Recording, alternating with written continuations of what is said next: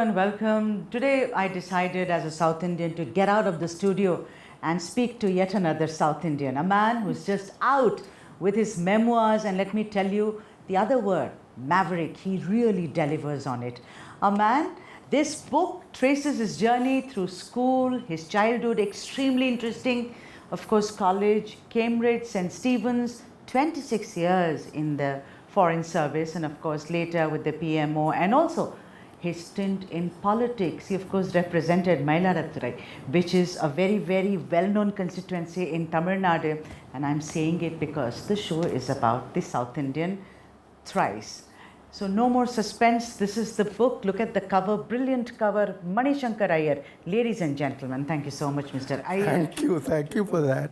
For speaking to News9 Live and the South Indian. I decided what better way than two South Indians. I'm just delighted that you have identified me as a South Indian. Of course. Because I do feel that very deeply. I don't want to really go in the chronological fashion, but I want to talk about you when you went to Mailarathurai. You saw that it wasn't as if that you were alien to what you were seeing there, because you are a Tamil, you spoke Tamil at home, but there were of course rumors that perhaps you couldn't speak it as well as others would have expected you to. But I want to ask you, culturally, there is a mention there that when you went there as somebody to represent that constituency, you spoke about how you have to fold your hands and bend and not wave. So talk about the little cultural differences that you had to face, considering you were born in Lahore. I mean, you were all over the place. You lived in Dehradun. I mean, the house was very eclectic as well, your home. Well, all that was really connected with the single most important event that took place before I was declared a candidate. I used to run a society called the Society for Secularism.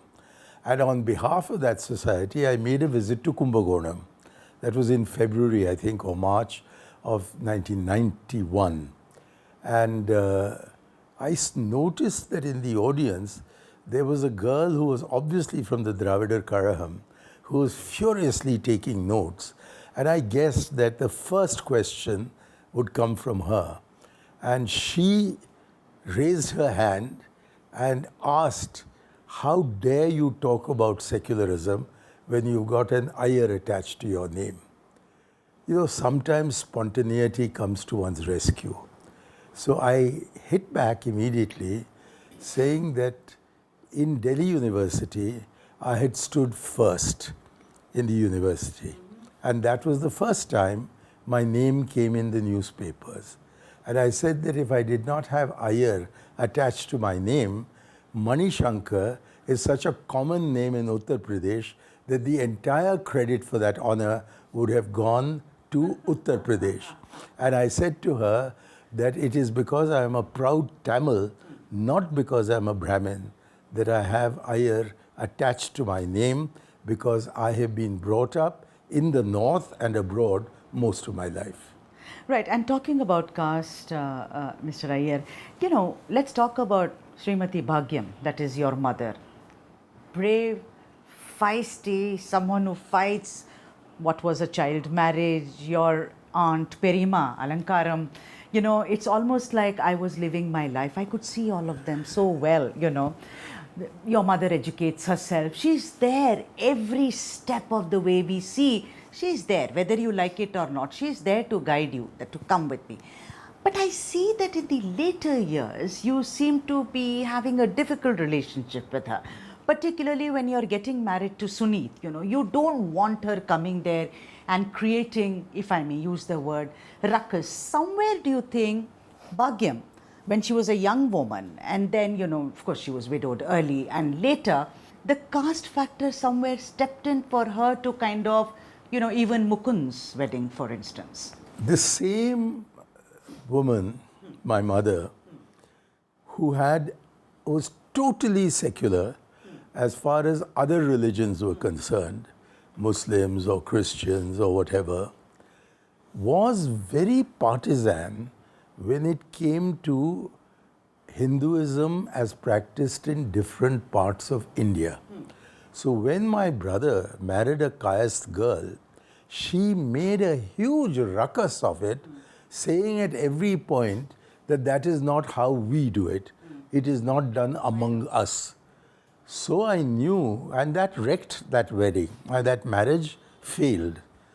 At Mukund's wedding, because he had attempted to commit suicide, she had been warned by Dr. Vij of the All India Institute of Medical Sciences that please don't come in his way, because if you do, it may trigger something. So she bit her teeth together, bit her tongue, and allowed him to marry a Christian girl. But I was marrying a Sikh girl, and I discovered what the problem with marrying a Sikh girl was when I went to the temple that my father has built near the Rivoli Cinema in Delhi. It's a Ganesh Mandir. The first South Indian temple. The first South Indian temple in the capital. And there I said to the head priest that, no, I'm getting married. And he said, what a great thing, the eldest son of the founder of this temple, V. Shankar Aiyar. So I happily was making arrangements for it. And then he suddenly said, she's a Brahmin, of course, no? So I said, no, she's not even a Hindu.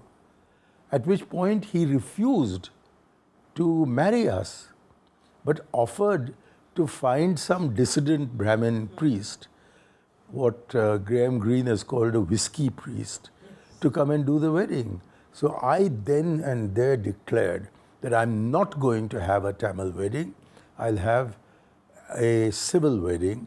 And I took Suneet, we went to the Tisazari courts and registered the banns. I'm now going to talk about Professor Balbir, and you meet Balbir, and as against political science, you are offered economics, and you said, fine, give it to me. You say that any Stephanian reading this today will find the story incredible. These days, you have to score over 100% in school leaving exams to even begin to be considered by the college for eco honors. In my day, the pedigree of your school mattered more. This is what you say. You know, I know it's crazy today, 100 out of 100 in English and in every subject. But this whole pedigree thing, now if you look at St. Stephen's or any other college, a lot of students who may have studied in government or government-aided schools and in Hindi medium are getting in. That's a good thing, no, Mr. Aiyar? Inevitably, because back 70 years ago, there weren't many government schools. Right. Now there are. Also, St. Stephen's has taken its minority character, in my view, a little too seriously, and half the seats there are reserved for the Christian community. And many members of the Christian community, as is true of other minority communities, including the Muslims, are largely composed of poor people, what Mr. Modi has been repeatedly describing as pasmanda, which I'm told in Urdu means poor, but Mr. Modi, as usual, is twisting that to mean lower caste. But nevertheless, because a large number of the Christian community belong to what you might call the former lower caste Hindus and are poor, and this also applies to Muslims and other minorities, the fact is that with a 50% reservation, it does mean that 50% of students from a non-elite background are automatically admitted to St. Stephen's now. So it's a different college, but in many ways I think it is a better college. You think that, where they have been... Equity is the single biggest requirement of India. There is nothing more important than equity leading finally to equality. And it's in our constitution.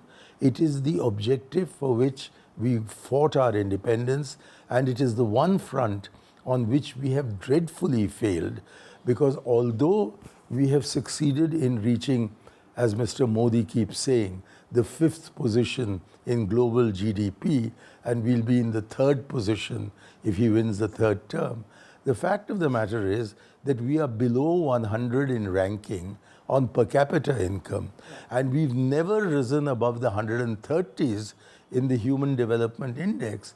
So what is there to be proud about We have a large GDP only because we have a large population and a large income, national income, but that is not equitably distributed. Mr. Ray, you're talking about breaking barriers, your entry into a life of diplomacy, despite the fact that you were seen to be having left leanings and there was a perception, and also it was making it very difficult for you. You did make it, after meeting several people. I don't want to actually reveal how many people and how many, people you met before you actually got into what you wanted.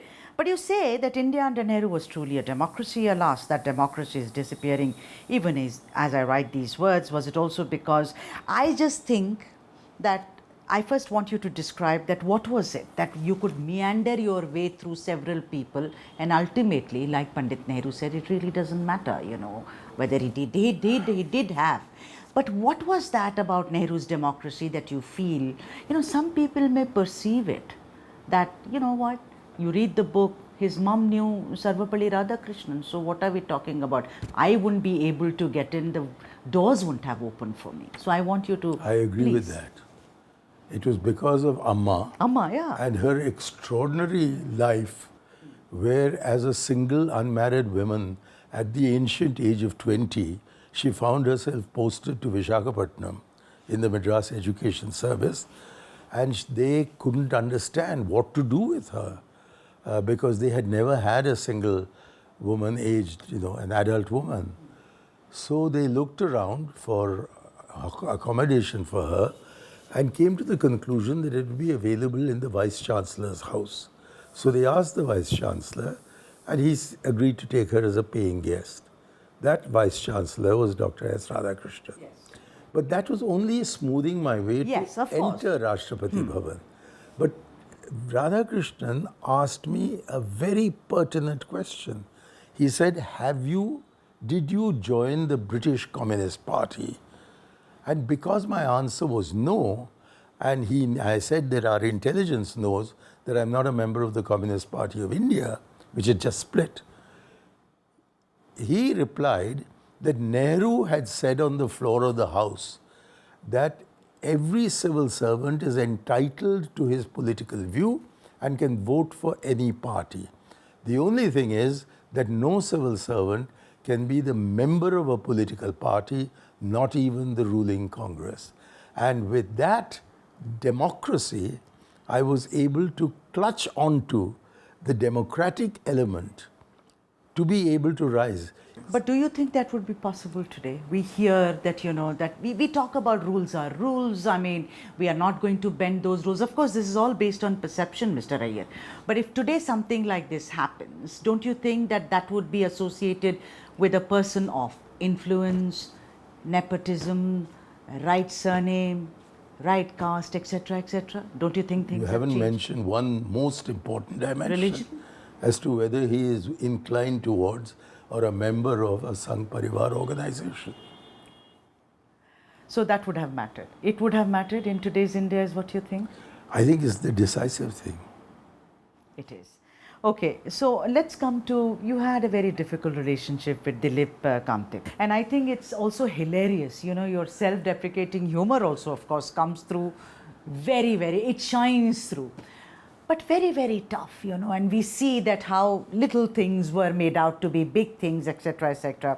He wrote about you, loquacious and verbose in expression, intellectually alive, but self-opinionated and superficial, tends to be overconfident, superficial, and is carried away by enthusiasm.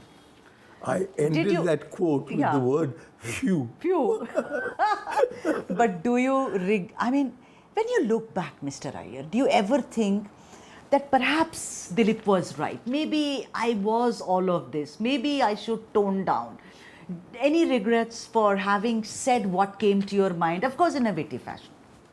No, I do not despise myself. And I accept that that was Kamtekar's perception of me. And maybe it's a perception that is shared by not a few, but a lot of people. I'm not going to change myself. I hope they change their perceptions. And what happened after these kinds of adverse comments was that Ram Sathe, the foreign secretary, asked Ambassador Bhandari, who had been for a few months my ambassador in Baghdad, to look into these comments. And he said, just cancel these confidential reports. So my life in the Foreign Service could easily be categorized into two. One, where the reports are outstanding, and the other, where the reports are dreadful. And I think a lot of people, even today, would regard me as either outstanding or as dreadful. I am not able to evoke a middle-of-the-road reaction from people around me. Yeah, because when I told, people that I was going to meet them, everybody had one thing to say. He speaks his mind. जो मन में आता है कहते हैं, किसी से डरते नहीं हैं. That's what they were saying. Bayame kadayade, like my aunt was telling me this morning in Tamil, that Bayame kadayade, Mani Shankar, in the sense that he's not scared of anybody. Yeah, Bharati Ayya sonar, Achcha millai, Achcha millai, Achcha millai. Mahakavi Bharatiyar. That let me say what Mr. Aiyar just said. What Mahakavi Bharatiyar said. Achcha millai, Achcha millai, Achcha millai. Meaning, I'm not scared. I'm not fearful. I'm not fearful of anything. But Mr. Aiyar, do you even regret? I'm sorry to bring this up because you have always spoken your mind. Has it ever impacted you deeply and you came home and said, maybe I could have kind of toned it down? The chai wala jibe or the neech jibe, where of course you explained that I didn't mean neech in the neech sense, but in a different way. My exact words were, neech kisam ka aadmi hai. It had nothing to do with his caste. It had to do with his character, with his behavior as a politician. But being who he is, he twisted it. He said that I had called him neech jaat ka aadmi. Now, that's completely untrue. And my party, instead of asking me whether I was talking about his caste, just suspended me from the party for 8 months in order to cover up the fact that they were actually losing the Gujarat election. And if you look at the state of the Congress in Gujarat today, then all those who carried tales against me, Shakti Singh Gohil, etc., were the ones who have been responsible for my being kept out of the Congress, I mean the mainstream of the Congress, for the last 10 or 15 years. They are the ones who regard my tongue as being out of place. But the fact of the matter is that if I had been given the least opportunity of explaining myself before action was taken, I would have explained to them that I never said this, because at the same time, a very close college friend of mine who had been the foreign minister of Pakistan and the best foreign minister of Pakistan that India had ever had, Khurshid Kasuri, came to Delhi.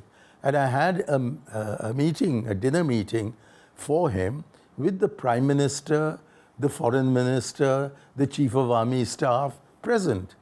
And Modi, in that same tone and in gangster language, says that Mani Shankar Aiyar was hatching a conspiracy to take out a contract to have me killed.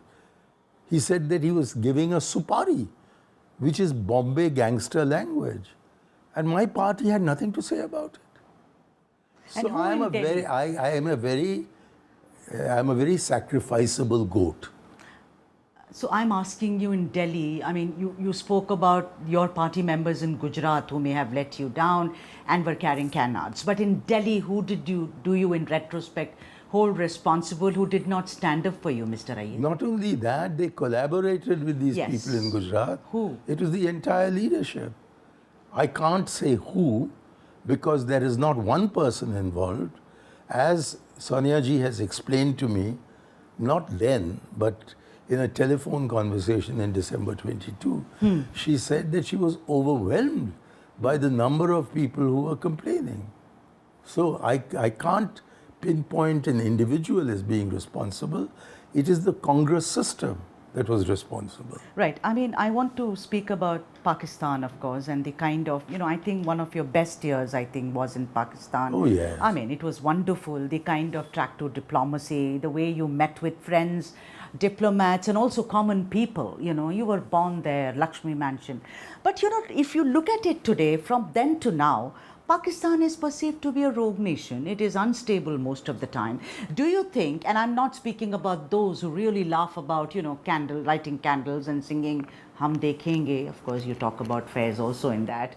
But the point is it still relevant? The way you were in Pakistan trying to build bridges, wouldn't it be perceived as very simplistic, Mr. Aiyar? It is the only thing to do in any endeavor, and particularly in international relations. You have to leverage your assets. And India, which is so good in Paraguay, just doesn't seem to know how to handle Pakistan, which is extraordinary. Our major asset in Pakistan is the goodwill of the people of Pakistan. And yet, whenever we want to quarrel with the state, what do?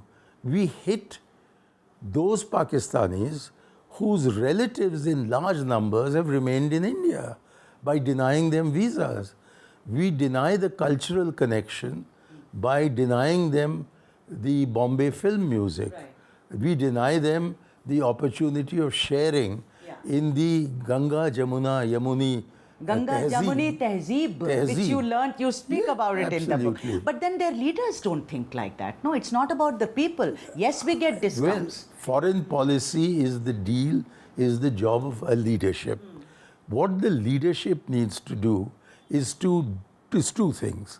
Number one, at the level of people-to-people contacts, to recognize that the average Pakistani is our single biggest strategic asset in that country. As far as the Pakistani leadership is concerned, I was very thrilled earlier this year at the posthumous release of my colleague Sati Lamba's memoirs to find that there were 5 former High Commissioners of India in Pakistan, and every one of them said, we must engage with Pakistan. We must have dialogue with them. Now, if you have the courage to hit a surgical strike at them, why don't you have the guts to sit across a table and talk to them? And Dr. Manmohan Singh, when he was Prime Minister, and I think the best foreign minister that India has ever had is a man who was never foreign minister. His name was Dr. Manmohan Singh. He indulged himself in an uninterrupted dialogue with the Pakistanis on the back channel, with frequent interactions with President Musharraf, and under the aegis of my friend Khurshid Kasuri. Right. And the result was, we didn't talk about visas or films or anything like that. What they were talking about was the core issue of Kashmir. Right. And on that, they arrived at a 4-point agreement. Right. So if you engage with Pakistan, it is possible, it's feasible to arrive at a via media. But if you don't engage with them, then how can you possibly... So how's the foreign minister now doing? Yet another, we have... Well, on Pakistan, it's a disaster, but I don't think it's Jaishankar's doing. I think it is basically the Sangh Parivar's dislike of the Indian Muslim. Pakistan is being made a domestic political issue. Because if they have a good relationship with Pakistan, they can't tell Amir Ali Khan to go to Pakistan. They can't tell Saif Ali Khan, go to Pakistan. They can't tell Salman, go to Pakistan. And or they can't tell Shah Rukh, go to Pakistan. So their favorite argument is to say, go to Pakistan. So if you keep on saying, go to Pakistan, not go to Saudi Arabia or go to Bangladesh or to go to Indonesia, but you keep saying, go to Pakistan, that means that Pakistan is treated by this government as a domestic political football and not as an international relationship. Mr. Aiyar, when we speak about Rajiv Gandhi and we speak about the various things, whether it is Bofors, brass tacks, whether it's about Operation Blue Star, we speak about, of course, Shah Banu case, the unlocking of the Babri Masjid, The Shilanyas. the Shilanyas, everything that you read about, somehow for me it reads all the chapters. Of course, there are characters come and go, but it's almost like he's somebody who is not involved in it. He looks like a character who's looking from the outside. It's either Arun Nehru that you know train your guns at and say that it is that mysterious N. You speak about R.K. Dhawan, you speak about other characters. But it seems like Rajiv Gandhi really did not know what was going on. But one would assume that as a prime minister who learnt on the job, of course he was a pilot and you speak about how he was made prime minister, don't you think that you were being, or you have been rather kinder to Rajiv Gandhi in more ways than one? This question was raised with regard to the next volume, which is titled The Rajiv I Knew and Why He Was India's Most Misunderstood Prime Minister. And in that book, I have dealt in much greater detail with some of these issues that you have raised. And the reason was that I had included it in my memoirs. But my publisher, she felt that since all that was not the result of my personally being an eyewitness or hearing about it directly from the Prime Minister, but more biography as a result of research, she insisted on carving all those pages out of this first volume of memoirs and putting it into a separate book. But when it was put into a separate book, the same question that you've raised arose there. And she asked me to write an introduction which would answer this question. And at a length of about 5,000 words, I've explained. Now, I don't know whether I should jump the gun by mentioning Yes, that today, or whether I should wait We'll for wait. the next volume to come. And then please come back. I'll come back. And talk to me. Yeah, because it seems like you've been very kind to, Rajiv Well, Gandhi. I've been kind to him because he was a very good, a very honest, a very straightforward person. Yeah. And I do want to say this, that on the Shah Banu issue, when the controversy was at its height, he said to me what has now been revealed apparently by Neerja Chowdhury, and she attributes it to D.P. Tripathi. I attribute it directly to Rajiv Gandhi. He said to me that even Sonia does not agree. And then he followed it up a little later, and that's in this book, by saying to me that my opponents tell me that no woman, Muslim or non-Muslim, is going to vote for me for what I'm doing. I'm also told that no man who is a liberal or a left-winger or a humanist or a feminist will vote for me. The only ones who will vote for me, according to them, are some Muslim clerics. So he said, who do you think I am appeasing? So I want to throw that question at the audience. Who do you think Rajiv Gandhi appeased by the stand he took on Shah Banu, which and it is there in this book, but you'll have to wait for the next one to get the details. So like I said that, maybe we should wait for your second volume where, you'll explain even what he said post his mother's death, when a big tree falls and stuff like that, when you say it was misquoted. But no, I haven't. No. I haven't said he's misquoted. He was. It was taken out of context. It was taken out of context. Context is what I'm saying. And yes. Yeah, but I've also said, and all this happened before I joined PMO, I've also said in the book that there are at least 4 reasons, that I think I gave 6, where I faulted Rajiv Gandhi for his handling of the Sikh pogrom. Yeah. I don't even call them the Sikh riots. And I've said that because of the fact that he did not handle it properly, I had every intention of voting against Rajiv Gandhi in the 1984 election. Unfortunately, my name was not on the voters' roll, so I couldn't do it.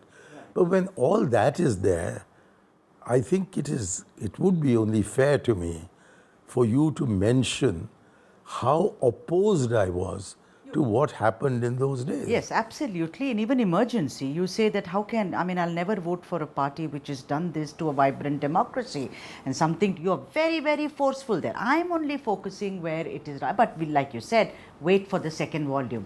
But you know, politics is also about perception. And now it is more about perception than reality. You say that, you know, we have to look back and you can't speak about B before taking a look at A. But after Shah Bano, you also have the unlocking of the Babri Masjid, etc., Shilanyas, everything. Today, before I wrap up this interview, Mr. Aiyar, do you think the Congress party, the way it is today, do you think that it is completely and wholly doing what perhaps you would have hated to be part of, and that is soft Hindutva? I don't agree with you. In the Congress party, from 1885 onwards, there has always been a strand of thinking that is now being labeled soft Hindutva. Don't forget that Madan Mohan Malviya was simultaneously the president of the Hindu Mahasabha and a member of the Congress. That Lala Lajpat Rai was a member of that and this. That Jinnah was a member of the Muslim League and simultaneously a member of the Indian National Congress. And that after independence, Jawaharlal Nehru, I have talked about it at some length here, had to fight off the rightward tendency or the Hindutva word tendency of Purushottam Das Tandon. So this battle between whether to be a Hinduized country or to be a strictly secular country has been part of the Congress Weltanschauung, which is a German word for worldview, all the time, right from the beginning. And it is not surprising at all that pragmatists in the Congress party today regard people like me who are fundamental secularists. I've written a book called Confessions of a Secular Fundamentalist. They regard me as being too extreme, that in pragmatic terms, we have to show ourselves as also respecting the Hindu religion. Now, I don't see the display of Hindu belief as being non-secular. What I believe as being non-secular is dog whistles or cruel actions against the minority. So therefore, I think the vocabulary of the Sangh Parivar, the thinking of the Sangh Parivar, the principles of the Sangh Parivar, the ideology of the Sangh Parivar are so alien to India's civilization that it's almost anti-national to hold those views. And what the Congress should be doing is not worrying whether people think we are Hindu or not, but upholding the fundamental principles upfront on secularism. We support those views, but I would like to advocate a very strong secular line. And pragmatists in my party say that will be electorally disastrous. But in my view, if you don't present a clear alternative to the BJP, you're going to end up losing. If you try and imitate them, you'll always be Team B in the Hindutva race. And it is proved by the fact that we got terribly defeated in 2014 and horribly defeated in 2019. So unless we present a clear alternative, I don't see how we can prevail. So while my view may not be quite in accordance with the Congress party's current posture, basically, I think I agree with the Congress and the Congress with me that we must be a secular democracy. And both secularism as well as democracy are under serious attack from the present regime. And when you speak about secularism, democracy and equity, equality, you sound more like a Tamil than anyone, because we are the first ones who spoke about Samuttavam, Swayamaryade, everything. And on that note, you know. Quite right.